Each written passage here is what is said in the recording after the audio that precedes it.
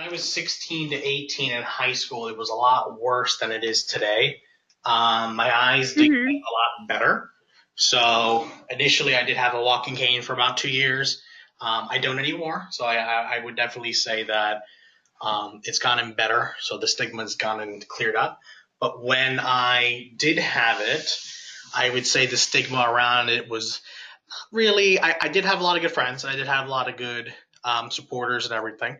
So that really wasn't impacted. It was more to people I didn't know, where it was almost assumed if kind of feeling bad for me automatically, or um, not being able to be capable of doing certain things, or not as intelligent in that regard. So I think that those were some of the stigmas. Feeling bad was probably, in my opinion, the worst one because I wasn't really a big fan of almost sympathy or petty to me.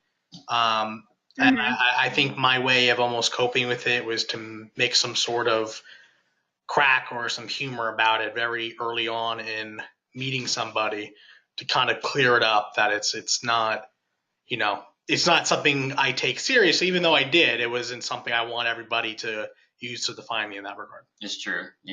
That's almost like the first thing you said to someone meeting them.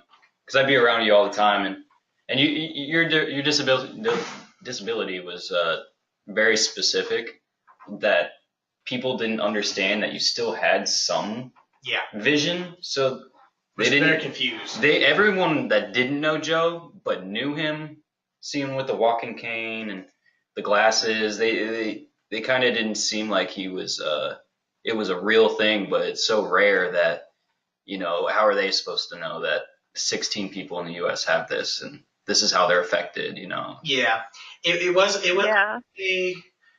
it was less of like people believe that I had like something wrong, but it was a lot more confusion. Like it was like, wait, like Is he looking at his phone right now? you can see, but Yeah. like you can't, like, but you can use a magnifier. So I was in a very gray area where I think eyesight is very binary, where it's you can either you can see or you can't, you're blind or you're not.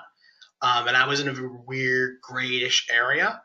And I don't know if I'm sure you'll agree with me. It was less of no, I never really encountered someone saying like I don't believe you. It was always a lot of questions Mm-hmm. around it, and Mm-hmm. I didn't really take offense to Mhm. it. It was just somebody trying to wrap their head around it. Would you say Yeah, that's fair? yeah. Yeah, I think that's what it really kind of boiled down to because nobody knew.